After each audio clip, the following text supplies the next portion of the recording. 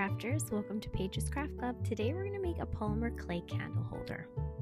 Disclaimer, I've actually never worked with polymer clay before, but I was curious, so I thought I'd give it a try. I started by just taking a lump of clay and rolling it out. I knew I wanted to make it a circular shape and that the depth of it had to be uniform throughout the whole circle. I marked the center of the circle with the bottom of the candle and then just took a pencil and drew out the flower petals. It was easy to go back and sort of zhuzh them up and make it more symmetrical.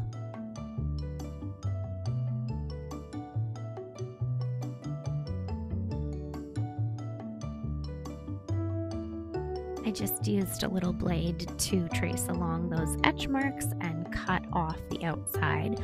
I'm not gonna lie, at this point in the process, I was not loving the polymer clay. I found that little fuzzies were getting attached to it, and there were all kinds of scratch marks. I was feeling pretty frustrated and knew I had a lot to learn, but I just kept on going. I read that you can't use water to smooth down the edges of polymer clay because it's an oil-based product, so I just tried to smooth them down with my finger.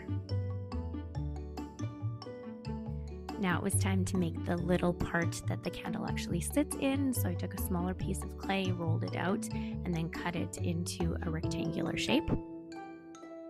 And then to make sure that the candle actually fit in it, I rolled it up around it.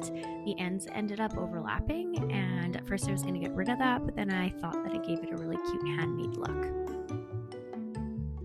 I just pressed that down onto my flower. I definitely didn't get it in the center, but again, it looks handmade. I made sure that the candles still fit, and then I tried to go in and get rid of some of these scratches. This was before I read that you can use a fine grit sandpaper once it's baked to get rid of any imperfections, so I'm definitely going to be trying that. I am glad to know that there is a solution, because if there wasn't, I don't know if I would have tried polymer clay again. They recommend baking it for 30 minutes at 230, so I did that. I put it on the middle rack, and after 30 minutes it was perfectly baked all the way through. You can see all the little scratches and imperfections here. I'm going to go in with a high grit sandpaper to get rid of those and paint it in part 2, so stay tuned for that. Make sure to like and subscribe. Thanks for being here, and happy crafting!